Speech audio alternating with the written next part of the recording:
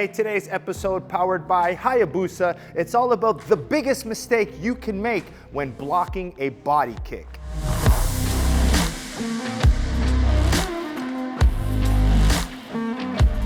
All right, in today's episode, we're talking about the biggest mistake that you can make when blocking body kicks. Now, this happened in my classes a lot recently, so I thought it was important that I shared this big mistake with you. Now, a lot of times when we learn, especially in the beginner classes, in our fundamental programs, we learn to block body kicks and we don't really block head kicks, right? We don't really want to teach a new person to throw head kicks. One, their flexibility isn't there. We don't trust how they can block them. So it's scary a lot of times for someone new to block the head kicks. But the problem is we block a lot of the body kicks. Now, this is one of the reasons I feel this big mistake comes. So let's talk about it first. Now, blocking a body kick, we either can talk about it blocking it in a Thai style way, which involves blocking with the legs, or I can do what is called the Dutch style blocking, where I'm using my forearms. Okay, now, first one, if Diego throws the right round kick to the body, right, I bring my knee up to my elbow.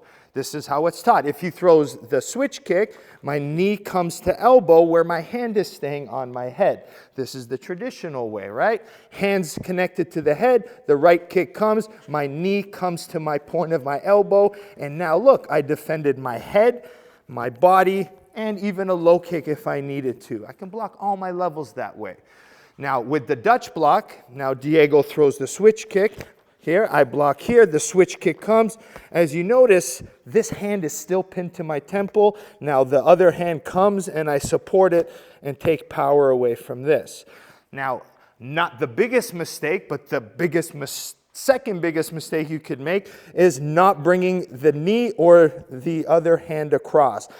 A shin on my one little bone here, this is how you break your arm. If you want to break it even easier, it's lifting your arm like this as the kick comes. The shin is always going to beat that bone of your forearm.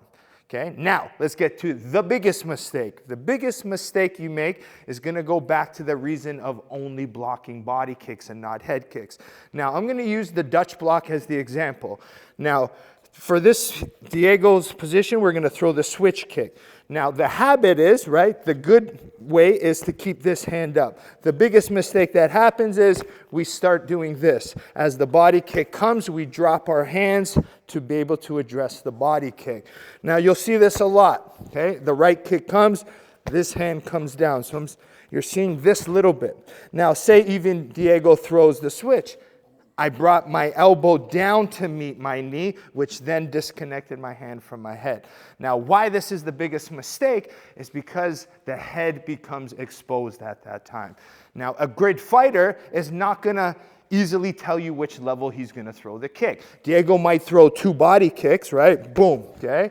And boom. And then all of a sudden he goes high, boom. As I block down here, the kick comes to the head. Now, a lot of times people will say, well, my hand was still up. It's still touching the temple. But that could be one of the mistakes as well. One of the most damaging types of head kicks you can throw, even from here, Diego's got flexibility, is the shin clipping the top of my head. And that's a dangerous position to be in. So even if I drop my hand this much, Diego's shin and foot can still clip the top of my head. And if it skips off your head, it can still rock my equilibrium and put me down. So the biggest mistake you could make is dropping this plant hand to block either the Dutch block, or if I block here and this kick clips my temple. Now, one of the easiest ways you can do to defend that is, one, making sure this pillar hand is high. Now, why it's that dangerous? Because you're leaving the body a little bit more open, right? So if I go to block the head, right, now Diego goes to the body this time, ooh, right? It's leaving the body. So that's one little thing. But it's better to protect your head and leave the body. If that might be the case here, and say I go here, boom, right? I can maybe try to grab the kick. I can try to move a little bit, but I need that guard up. Now, one of the things I like to do, and this is going to be a nice, easier way for you to kind of get used to this and still kind of block the body and the head. My biggest thing is, and you know a lot of fighters, they like gloves that can open up. If your glove is stiff like this, you really want to build that ability to kind of open your hands and use your glove as mitts. So one of the things I like to do is instead of closing my hand and putting it on my head, I will open up my glove and stretch it open, and I will use more of my finger on the head here. Now, if you notice here, look at the difference of my elbow. It moves up at least a good 3-4 inches where I can use my open hand, and now when Diego throws the head kick or the body kick, I have something covering me on each one. Boom. Okay, so opening up the hand gives me that little bit of longer surface area that will protect the head and the body to make you safe. Okay, so just understand, even though you're drilling, right, and there's no head kicks coming your way, it's important to understand how important this backhand is. Even though it's touching your temples, it might not be enough. The kick that just skims the top of the head can be one of the most devastating finishes and head kicks you can get. Especially if someone's good with good flexibility, good question mark style kicking, you can be in a lot of trouble. So make sure whether you're blocking your body kick or your head kick, make sure this hand is high and then protect on both sides. He throws the right kick, I can protect everything by having this little palm open and being aware. Okay, so don't make that biggest mistake, and understand that you need 2 bones to defend it if you're using Dutch block, and ideally if it's a big power kick, involve your legs, more Thai style blocking. All right, hope you enjoyed today's lesson. Make sure you keep liking and subscribing to Bazooka Kickboxing and MMA, and make sure you support the channel by supporting our sponsors. We have first Hayabusa by going to hayabusafightcom, linked in the description below. Perfect Sports Nutrition using code Bazooka15 gets you 15% off your supplements. And last but not least, bazookatraining.com, online curriculum taught by me. You get brand new videos every single week that are home videos, sparring drills, pad work, bag work, tutorials. It's endless learning for you for less than $10 a month. Okay, so jump on, subscribe, and we'll see you next time here at Bazooka Kickboxing and MMA. Welcome to Bazooka Kickboxing and MMA online training. I'm Bazooka Joe Valtellini, the owner here at Bazooka Kickboxing and MMA. Over the past year, I've designed and created a website to teach Bazooka curriculum at home and across the world. The purpose of this website is for you to, 1, hit your fitness and health goals, all while learning world-class martial arts instruction from me.